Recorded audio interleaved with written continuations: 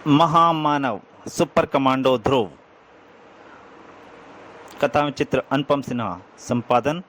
संपादक मनीष चंद्रगुप्त।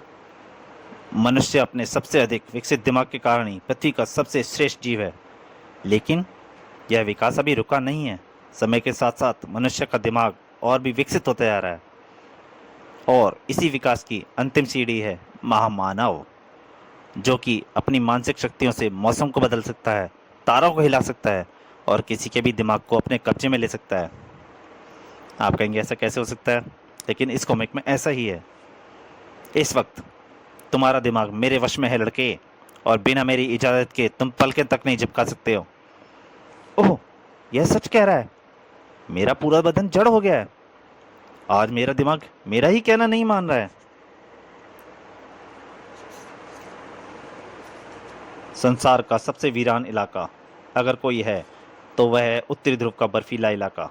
लेकिन अब यहाँ की अनछुई बर्फ पर भी मानव के पैरों की छाप पड़ने लगी है, और इन पैरों में भारतीय पैर भी शामिल हैं। हमारे नए स्टेशन के लिए यह स्थान कैसा है नारायणन? बहुत अच्छा। यह स्थान थोड़ी ऊंचाई पर भी है कैप्टन सिंह। इससे हमको दूर दूर तक सर्वेक्षण करने में भी काफ़ी आसानी रहेगी। लेकिन यह देखिए, यह तो ग्रेफाइट है, यानी ज्वालामुखी का जला हुआ लावा, जमा हुआ लावा। हाँ सर, मेरा ख्याल है इस समय हम एक मृत ज्वालामुखी के ऊपर खड़े हैं। तुम ठीक कह रहे हो राघव, लेकिन यह ज्वालामुखी अब मर चुका है। दोबारा इसके फूट पड़ने की संभावना शून्य है। हम अपना स्टेशन यहीं पर बनाएंगे, और शीघ्र ही एसिटिलीन टॉर्चों की तेज गर्मी बर्फ को तेजी से पिघलाने लगी। एसिटिलीन टॉर्चें बर्फ़ को पिघलाने के लिए गर्मी को बढ़ाने के लिए यूज़ की जाती हैं, जिससे बर्फ़ पिघलाई जाती है। बर्फ़ की कठोर सतह पर लोहे के गर्डर गाड़ने के लिए गड्ढे बनने लगे, और तभी पूरी ज़मीन हिल उठी। ये क्या? वो भूकंप तो नहीं आ रहा सर?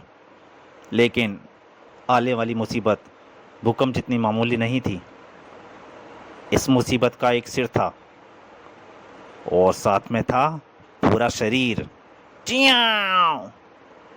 हे भगवान, अब तू ही रक्षा करना। लेकिन कैप्टन सिंह, यह तो मांसाहारी डायनासोर है, टायरेनोसोरस रेक्स। लेकिन ये यहाँ। राघव, तुरंत संदेश भारत भेजो।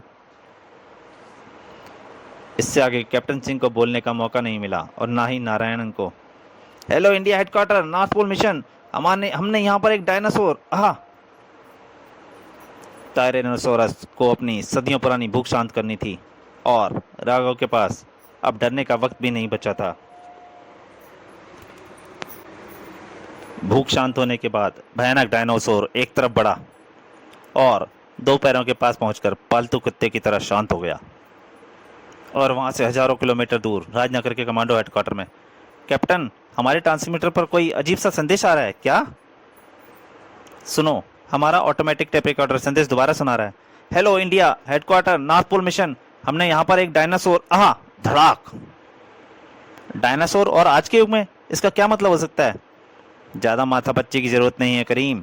नॉर्थ पोल मिशन के हेडक्वार्टर पहुंचकर सब 1 मिनट में समझ आ जाएगा, और वैसे भी उन तक यह मैसेज तुरंत पहुंचाना बहुत आवश्यक है। और लगभग आधे घंटे बाद, hello India headquarters, north pole mission. हमने यहाँ पर एक डायनासोर।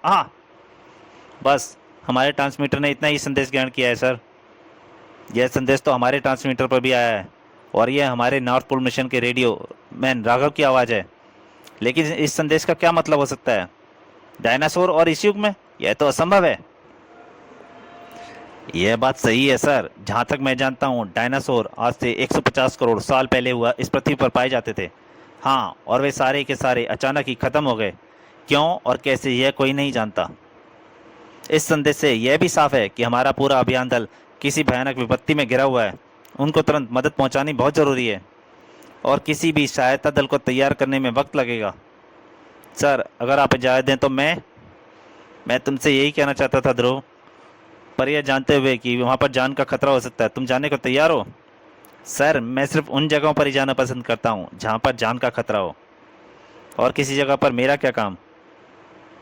मैं जानता हूँ ध्रुव कि अगर कोई यह काम कर सकता है तो वह तुम हो। मेरे साथ आओ, मैं तुम्हारे लिए तुरंत एक रिलीफ प्लेन का इंतजाम करता हूँ।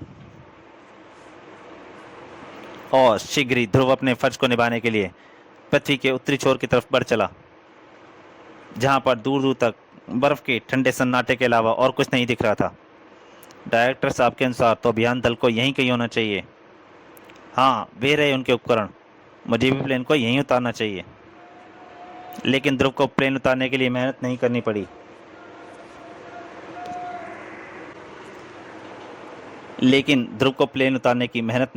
ग्रर्र! वो डायनासोर मतलब सुपर कमांडो ध्रुव के प्लेन के आगे आया था। ये क्या, मुझे तो अपनी आंखों पर यकीन नहीं हो रहा। ध्रुव ने बड़ी मुश्किल से रिलीफ प्लेन को डायनासोर के बढ़ते झबड़े से बचाया, लेकिन डायनासोर की पूंछ पर उसका ध्यान नहीं था।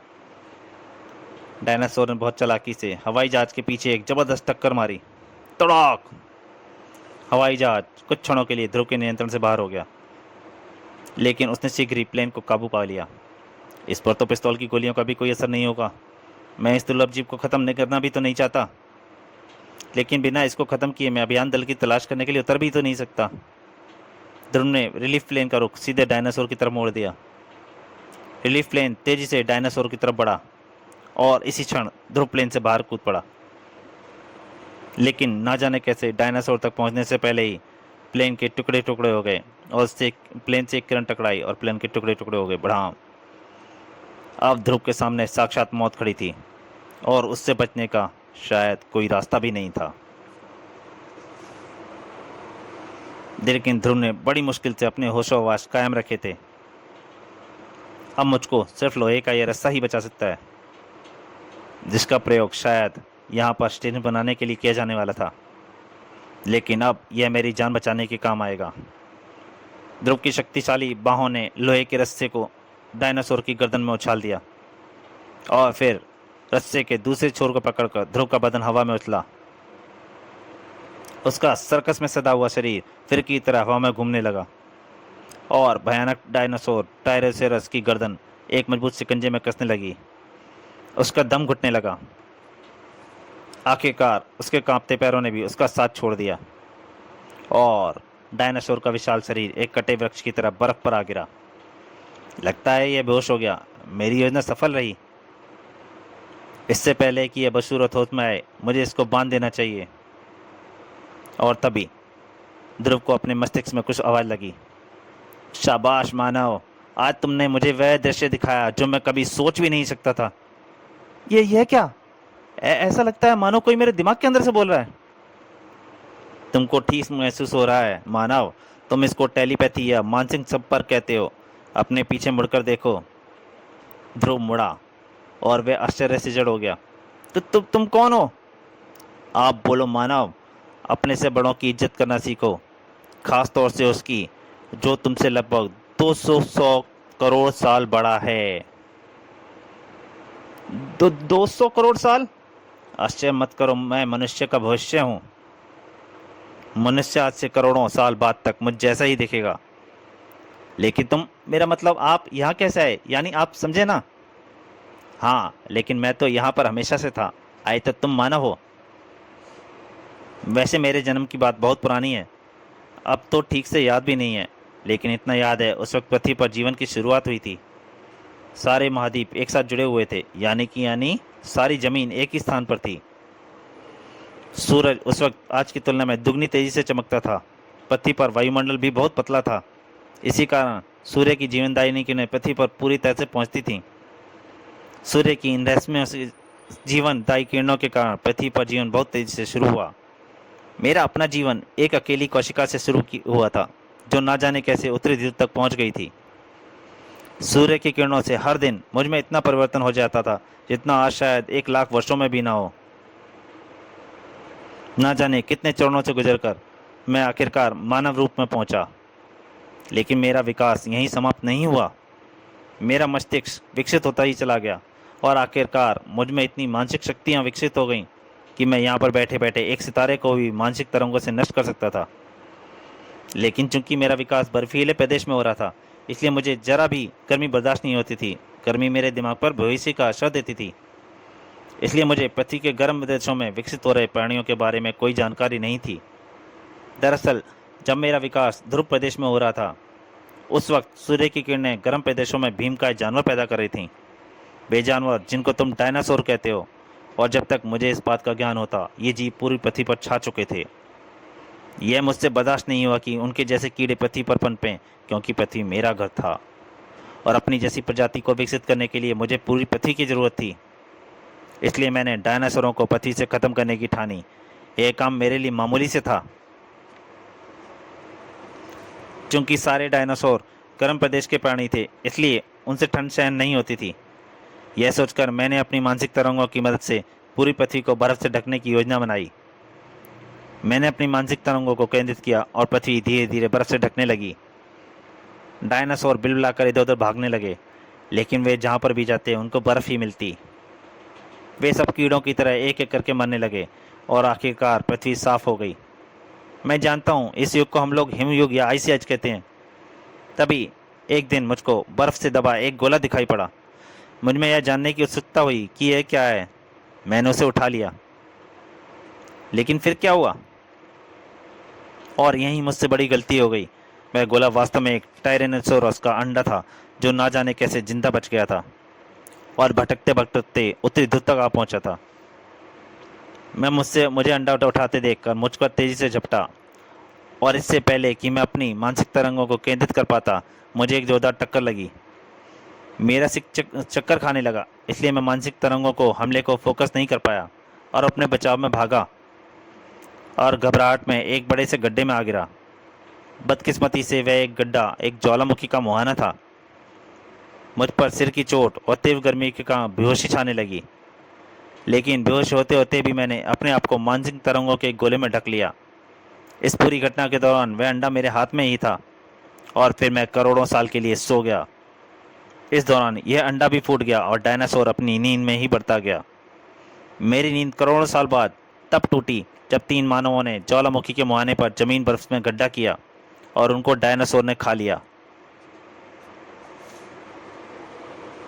हे भगवान, और तुमने उन लोगों को बचाने की कोशिश नहीं की? क्या जब कोई छिपकली कीड़े मकोड़े को खा रही होती है तब तुम उसे बचाने की कोशिश करते हो? यानी तुम्हारी नज़र में हम मानव कीड़े हैं?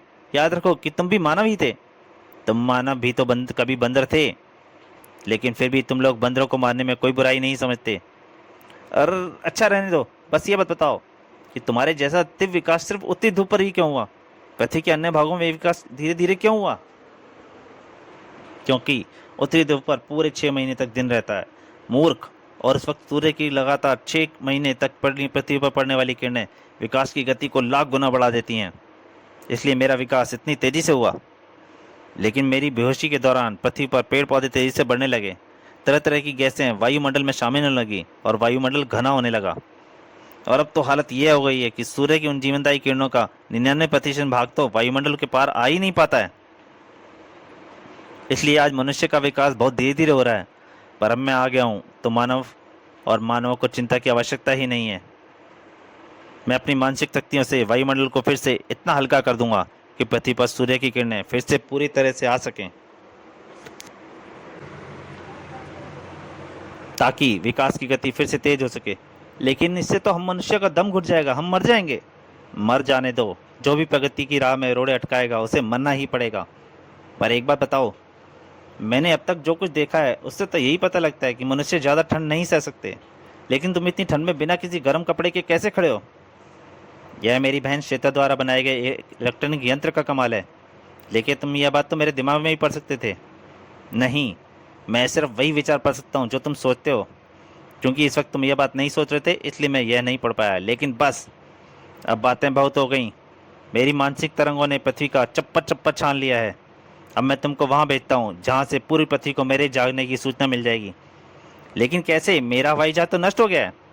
मैं तुमको उन मानसिक तरंगों द्वारा ही भेजूंगा जिनसे मैंने तुम्हारा यान नष्ट किया था। और अगले ही पल ध्रुव को अपने जीवन की सबसे आश्चर्यजनक अनुभव हुआ। इससे पहले कि वह कुछ समझ पाता, उसने अपने आप को समुद्र के ऊपर उड़ता हुआ पाया। ध्यान से सुनो मानव, मैं तुम्हें सिर्फ 2 दिन का समय देता हूँ। तुमको इन 2 दिनों में मुझे यह बताना है कि पृथ्वीवासी क्या चाहते हैं, अपने मुझसे सहयोग या अपनी मौत। इस वक्त इटली के एक विशाल मैदान में विश्व कप फुटबॉल का फाइनल मैच खेला जा रहा था, जिसको स्टेडियम में उपस्थित लाखों दर्शकों के अलावा लगभग पूरा विश्व टेलीविजन पर देख रहा था। और तब कई अरब आंखों ने यह दृश्य देखा जिसके सामने फुटबॉल का रोमांच फीका पड़ गया। तभी एक आवाज़ गूंजी, विश्व भर के मेरे भाइयों और बहनों, मैं भारत देश का एक वासी सुपर कमांडो ध्रुव हूँ। मुझे आप सबको यह सूचना देने के लिए भेजा गया है जिस पर हमारी पृथ्वी का जीना या मरना निर्भर करता है। और ध्रुव की पूरी बात सुनते ही पूरी दुनिया हरकत में आ गई। उस लड़के की बात सही है सर, हमारे सैटेलाइटों से ली गई फ़ोटो उसकी बात की पुष्टि करती हैं। डायनासोर को देखने के बाद और किसी छानबीन की जरूरत भी नहीं है सर।